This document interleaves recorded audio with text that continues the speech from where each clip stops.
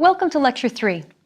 As you'll see in this and the next lecture, winemakers have almost a mystical connection to their grapes, their land, and their wine.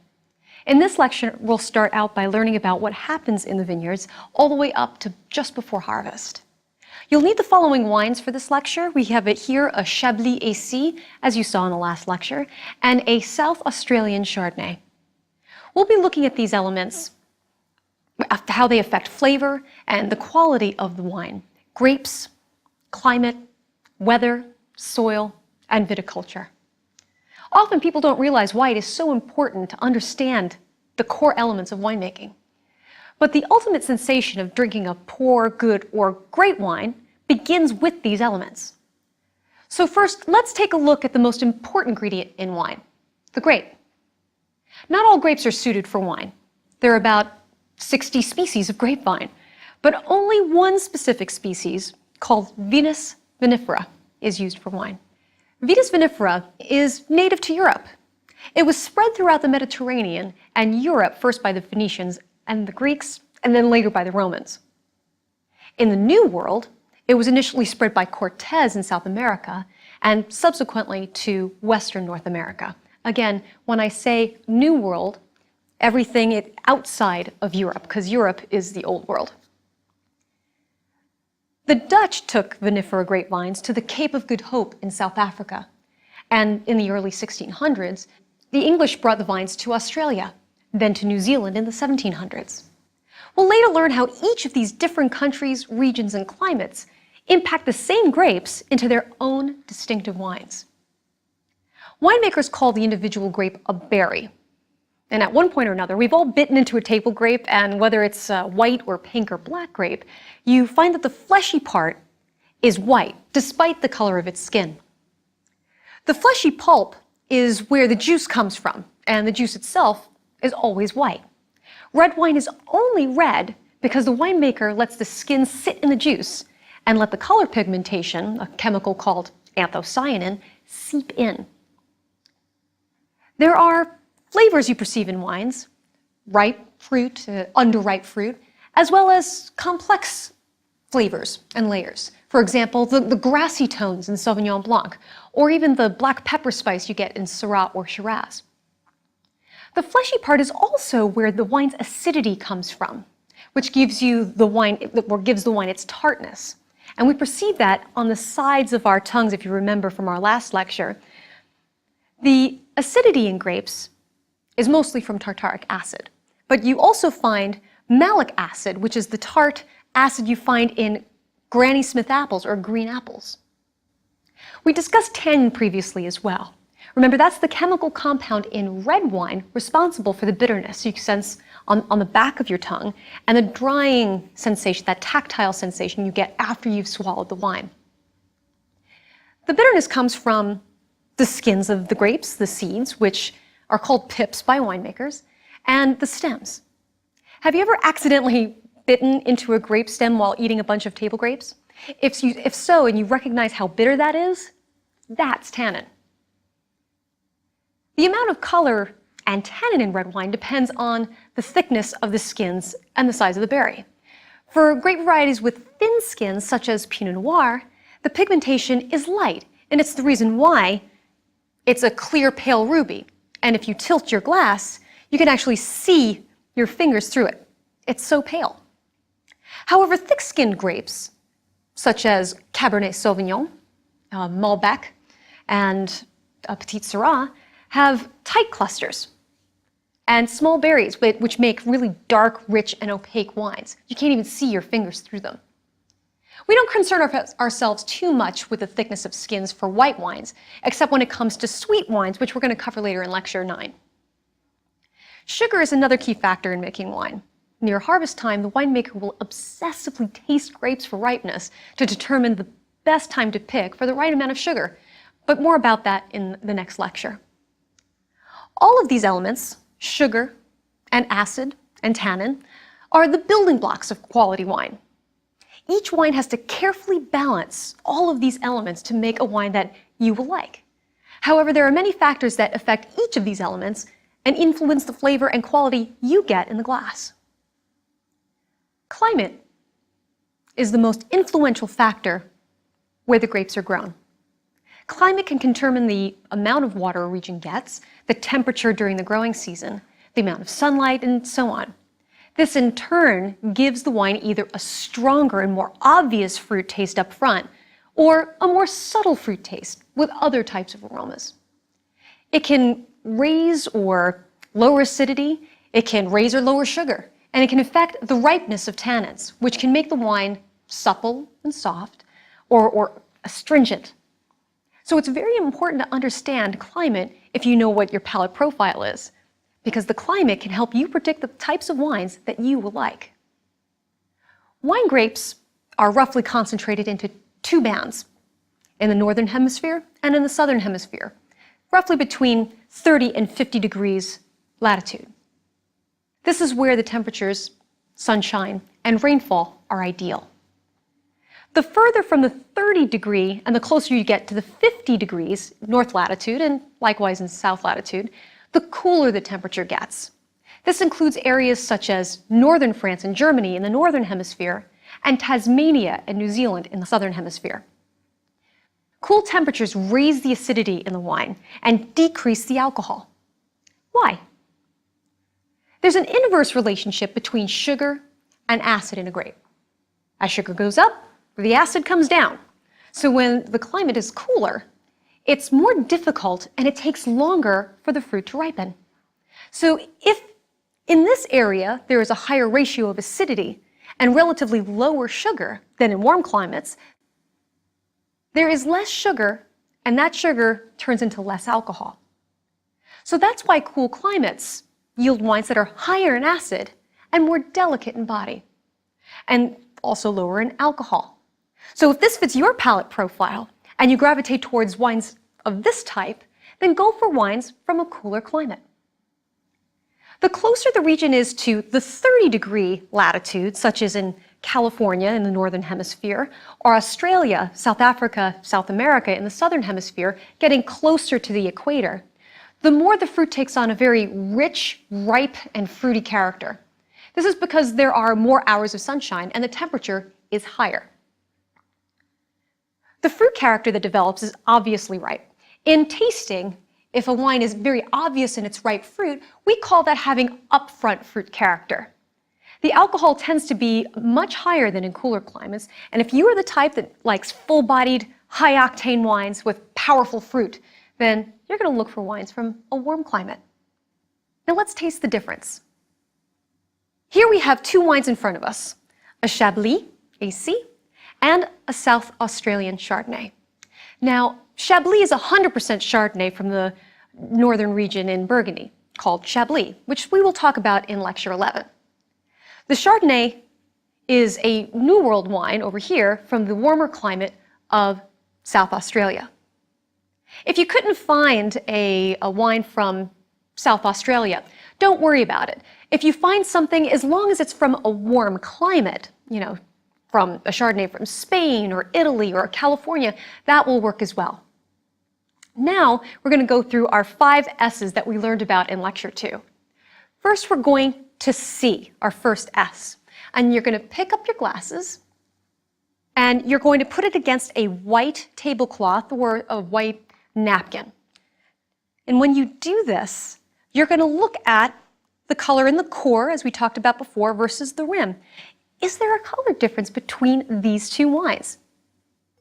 I think you're going to find that the Chablis is a bit paler.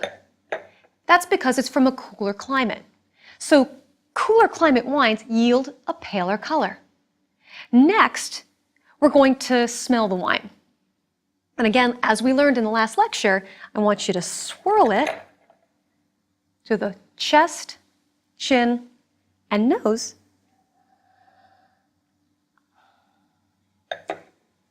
Do the same thing with the South Australian Chardonnay.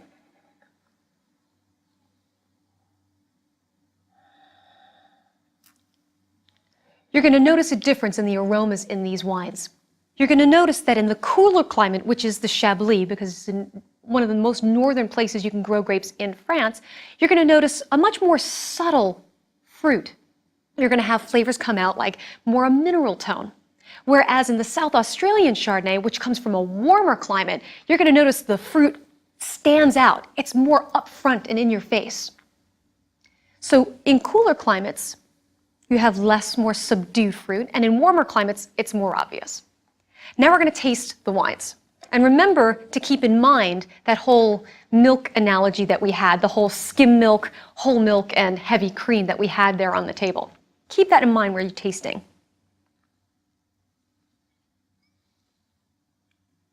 That's the Chardonnay.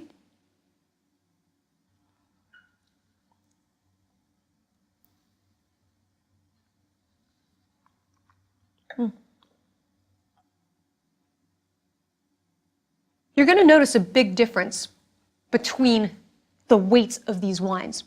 Because the Chablis comes from a cool climate, it actually has a much more delicate, lighter body, as we spoke about before. And then the South Australian Chardonnay actually feels weightier, almost more towards the heavy cream end of the spectrum. You actually feel that weight while you have it in your mouth, you're holding it on your tongue. So cooler climates have lower body, lower alcohol, but you'll also notice something that it increases. If you remember tasting it, you may have to taste it again. You'll notice on the sides of your tongue, notice that acidity. And it may make your mouth pucker, especially if you go back from the South Australian Chardonnay back over to the Chablis. You'll notice it immediately. So cooler climates also have a higher level of acidity. Now you've just proven to your own palates the difference between, the difference that climate makes on the wine. But altitude also affects the fruit character, acid, and tannin balance of a wine. The higher you go up in altitude, the temperature actually decreases. This also impacts grape berry size. And the reason why we care about this is the whole skin to pulp ratio.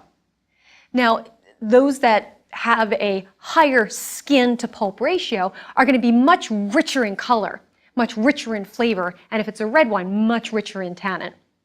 This is why you hear a lot about mountain fruit in warmer areas such as the Napa Valley, where the fruit on the Napa Valley floor is much more lush and plump and than the denser, more powerful fruit and more tannic fruit, let's say, than in places like Howell Mountain.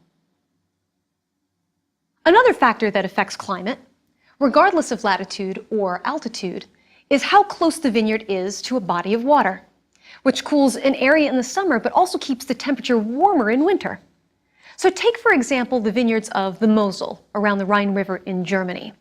Not only does this river reduce frost damage in these vineyards, but the sun reflecting off of the water helps the vines ripen. This is the opposite of wines in regions that are landlocked. This type of climate is called continental. And it has the most important aspect is that it has extreme temperatures. Hot in the summer, really cold in the winter. These are areas like the Central Valley in California or like La Mancha in Spain. Extreme heat can cause too much sugar in the grapes or make them ripen too quickly. And then the flavor will not be as pronounced enough to balance the high alcohol from the high level of sugar. Winemakers also have to be concerned with burnt or unintentionally raisinated grape flavors. All of the patterns we've discussed up until this point are typical patterns one can expect within a region. However, within one specific year, weather patterns can create heavenly conditions or wreak havoc, reducing the quality of the harvest or even destroying it altogether. Before we get there, however, we have to take a look at how a grapevine grows. Now, to do that, let's go to an organic vineyard, Frog's Leap Winery in Napa Valley, where I asked the general manager, Jonah Beer, about the grapevine itself. So why don't you tell us a little bit about the structure of the vine and what we're looking at right here and why it looks the way that it does right now?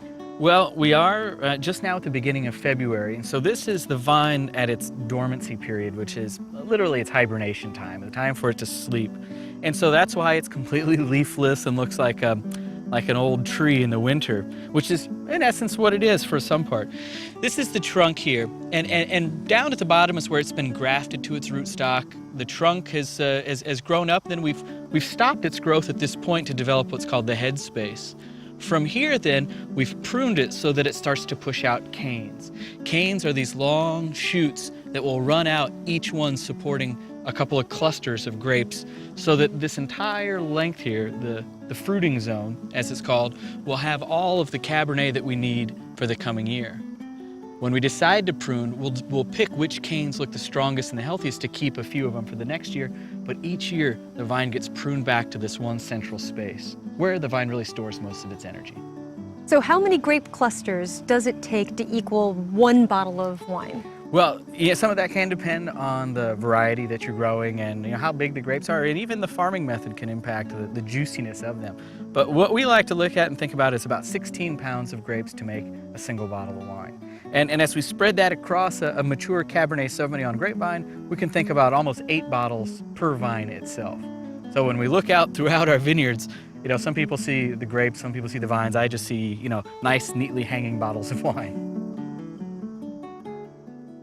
You should note that Jonah's giving an average yield here. The amount of wine per vine is going to change as the vine ages. The younger the vine, the higher the yield. The older the vine, the lower the yield, and in some cases, half as much. But the wine gets better and better as the vines age, so it's worth the lower yield. Jonah mentioned that they were about to begin pruning in February. Late winter is a delicate time at vineyards, as after pruning, the vines are the most vulnerable to frost. Frost can not only kill the buds, where next year's growth is being collected and will shoot from, but when it's really bad, it's called black frost, which turns the growing shoots of the vines into powder.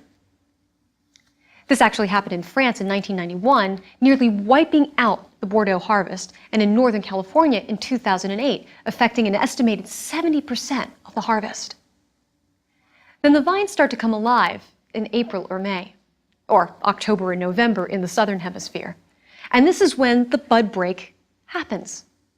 Foliage, leaves and shoots, start to come out, and then flowers start to form. This is where the vines are particularly vulnerable to hail and frost. For example, in 2009 in Bordeaux, hail, some of it the size of ping pong balls, wiped out a good portion of many of the vineyards. For example, Chateau Soutard suffered damage about 95% of their vineyards, and at least 2/3 of Chateau Palmer's vineyards were damaged. Why do we care about frost and hail? Well, for one, it dramatically reduces supply, so we may not get the wine we want that year, and it can also raise prices substantially. In June, the caps come off the flowers, and the pollination and the fertilization take place. While not the prettiest of horticultural gems, the flower does have a slight scent to it. I was in Champagne one year, and I could smell the delicate scent of Chardonnay, Pinot Noir, and Pinot Meunier flowers. Then we get to berry formation. As the berries get larger, sometime about August or January in the Southern Hemisphere, can't forget about them, veraison occurs. Veraison is the French word for the process of where the grape berry is beginning to turn from, let's say, green to red. So it's ripening, so veraison. Then in late summer or fall, grape harvesting begins. The whole process from bud break to harvest is approximately 4 to 5 months in warm climates and about 6 to 7 in cool climates. This is more complicated than it sounds. Let's travel back to Napa Valley. It's time to go to Robert Mondavi Winery to see why. We'll be talking to the director of winemaking, Geneviève Janssens. So we have different grape varieties here. We have Chardonnay, Sauvignon Blanc, Merlot, Cabernet Sauvignon. Do you pick them all at the same time? No, not at all, because the maturity is very different. Every variety will mature at a different speed. In August, we harvest Sauvignon Blanc. Beginning September, Pinot Noir. Then the Chardonnay start to be picked. The Chardonnay is a very interesting variety because it's one of the longest to be picked. Then the Merlot, and the Merlot, because very sensitive of the weather and temperature, can be fast or it can be slow depending on the weather. And then Cabernet Sauvignon. So that's how it's unfolds during harvest. Now, Geneviève just talked about varying the harvest according to the type of grape, but weather can also have an impact on wine, especially rain, which can dilute flavor. Let's see what Geneviève can tell us about this. So what happens when it rains during harvest, and how does that impact what you have inside the resulting wine and inside everybody's glass? If it is a Chardonnay vineyard, we are in trouble because Chardonnay has a very thin skin and mold can grow very quickly. So that's where the winemakers must take decision. If it is close to harvest, we harvest the fruit. We don't let it hang because the fruit will be good anyway. But if it is very green, we have to pay attention, and as soon as we see mold, we ask the viticulturist to drop the cluster because it kills the fruit. If it is Cabernet Sauvignon, it's a very thick variety. It's very tough for rain, and it can go through a lot of rain before it is not good. So we can let it hang and stay outside if the date of harvest is very far away. Or if it is close, we can leave it there for a while, wait for the sun, and then harvest when the sun is back. So it's a lot of complex decision, and again, that's why we need to know the weather. We'll talk more with Geneviève about the precarious dance between weather and harvest in the next lecture. But you may have guessed that vintages from cooler climates are more susceptible to unexpected changes. This generally means that they are less consistent year on year, and the flavors can be dramatically affected. This is why vineyards in Bordeaux, Burgundy, and Champagne, making some of the most expensive wines in the world, they make such a big deal out of the timing of their harvests. We'll be mentioning some of great and poor vintages, that is, wine grown in a specific year, in the upcoming lectures. But it also means that you should be paying close attention when we mention them from cooler climates, especially in lectures 7, 10, and 11. It could very well help you find a great wine or a great deal. Let's talk about soil now, since soil makes up the difference in a vine's ability to bring up water and nutrients, which can affect how the vine functions and therefore quality and flavor. The soils you see around the world are widely varied in color, textures, and nutrients. Take, for example, the red Terra Rossa soil of Coonawarra in Australia, or the white limestone chalk of Champagne in France, or the blue slate of the Mosel in Germany, to the Licorella soil in Priorat in Spain, which actually looks like tiger skin. All of these soil types affect vine health and wine quality. You may have gone to a wine class or two, or perhaps you've heard at a cocktail party something like, "Oh yes, this wine tastes the way it does because of the terroir." The idea of terroir, this special word, refers to the influences that give a wine a sense of place, meaning that when you taste the wine's characteristics identify it as something only coming from that area. Although soil is a component of terroir, it is a much bigger concept. We'll be getting into the various soils and how they affect the vine within each of the lectures of the regions. But first, we should understand better why soil and terroir are so important. So let's go back to Jonah at Frogsley Winery for these details. So why don't you tell us a little bit about organic viticulture, what difference it makes to the soil in the vineyard, and ultimately, what difference it makes to the wine that we're tasting. Organic farming teaches us that the principles are we need to think about farming the soil itself as if it's one organism that supports everything else we're trying to accomplish in the vineyard. The cover crop is one of the fundamental tenets for building soil health or structure, sometimes called soil tilth, and to make sure that we're feeding it properly a good, healthy, balanced diet so that it in turn can break down all the materials and nutrients that the plant needs, in this case Cabernet Sauvignon, and we can feed the grapevine a healthy, natural, almost balanced diet, if you were, instead of coming out of here with an irrigation hose, nitrogen, fertilizers, pesticides, and almost artificially stimulating the plant to grow. That's kind of like if you were to feed your kids a Coke and a candy bar for dinner. You'll get a sudden burst of energy, and that's impressive, but it's going to crash, and it's not a long-term way to succeed. So the cover crop and what we've got growing here is like starting to develop that fundamental lifestyle for the grapevines of a healthy, balanced diet. They got to work to find their own food. They've got to dig their roots down deep in the soil to find all of their water. Each one of these plants is chosen for what it contributes to the soil. Now, the mustard is voluntary. This perks up every year, and it used to happen all around the Napa Valley. Now it's more focused on some of the spots where the vineyards are a little healthier. But the mustard's voluntary. Everything else, the Austrian winter peas, purple vetch, wild oats, bell beans, a lot of these are selected because they're legumes. So they will take nitrogen out of the air, put it on their roots, and that nitrogen will, in turn, over the course of about 24 to 36 months, will start to feed the plants. All these little bits in here, like this little bit is pure nitrogen, all right? And that's from the plants that have dug their roots down and they've put all of this on there. And you can almost just see the richness of it. All this material's been brought here by the cover crop and will be, as we till this into the soil, this will become next year's dinner, you might say.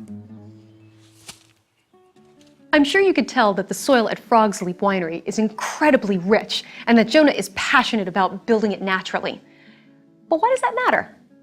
Let's ask Jonah. So what impact does all of this make on the resulting wine and what people actually get in their glass? You know, and that's the best point, Jennifer, to make, is because we talk a lot about the organic farming and yes, to a certain extent from a socio kind of economic standpoint, it makes us feel good to know that we're taking care of the soil and taking care of the water and not polluting. But fundamentally, this impacts our wine probably more than anything. The combination of organic grape growing and dry farming, which is not using any irrigation water, helps our wines to capture the true terroir of the place. Now, I'm sure that's something that you've talked a lot about, and everyone that's learning about wine, they want to know, well, what is that and how does that work? Well, it comes down to this for us. The grapevines that we've got here, these Cabernet Sauvignon vines, everything that gets transferred into the grape itself, which ultimately becomes the wine, from the water that's in the berry to the juice to the sugars, the acids, the minerals, the proteins, the compounds, all of that came from only one place, the soil. Because we farm organically, we have no need for extra fertilizers. We have no need for extra potassium or magnesium or nitrogen. Everything that the plant needs is found in the soil itself. So when we think about true terroir, we think that really, fundamentally, the vine must be fully sustained from the soil itself to make the deepest, most true claim on terroir that we can. So you find that it gives it a sense of place, and so you can taste that inside the glass. You got it. You know, for us, it's been the holy grail of wine ever since John Williams founded Frog's Leap 30 years ago. You know, it was the holy grail quest for wines that truly could come from nowhere else. They could only come from one specific place. We believe that Rutherford, right here in the middle of the Napa Valley that's been growing grapes for 150 years, has some of the great terroir in the world. And we want to make sure we're farming and setting ourselves up for success so that that Rutherford dust that gets transferred into some of the red wines, as it was called by Andrei Chelichev, that we're doing our best to capture that. And the Rutherford dust you refer to is something tactile on the palate, something that you get, and it's kind of a richness and a concentration that you get. So that's where you get here that you don't get anyplace else. Right. And it's our belief that if we were to farm this vineyard in a way that the grapevine was no longer connected to its soil, where the roots were the size of a beach ball growing in the top 20 inches of soil, instead of what we have, which is 10 and 20 feet deep, we believe that we would slowly start to lose that significance, that concentration, that almost texture of a true Rutherford Cabernet would be gone. And then, well, quite frankly, why would you spend all the money to buy land in Rutherford if you're not gonna exploit the terroir and get that character? So for us, this is absolutely fundamental to creating wines that deliver to us the terroir-based flavors of this area. Obviously, not all winemakers agree with Jonah that wine growing should be organic, and you may want to try a Frog's Leap wine, such as their Zinfandel, and compare it to another Zinfandel that's not from an organic vineyard. See if you can discern any differences yourself. At any rate, between Jonah and Geneviève, you can probably understand why I said winemakers have an almost mystic connection to their land and their vines. But you've begun to taste that for yourselves in this lecture. In the next lecture, you'll need two whites, a Saint-Supéry or Saint-Supéry Sauvignon Blanc and a Robert Mondavi Fumé Blanc. These are whites, but you'll also need two reds, a Crianza from Rioja, or here we have a Reserva, and then a Rioja Gran Reserva. These wines will help you to understand the impact that man has on wine versus Mother Nature, which we talked about in this lecture. Understanding these relationships among all the elements of growing and making wine will help you understand why you get the flavors that you do. Until then, cheers.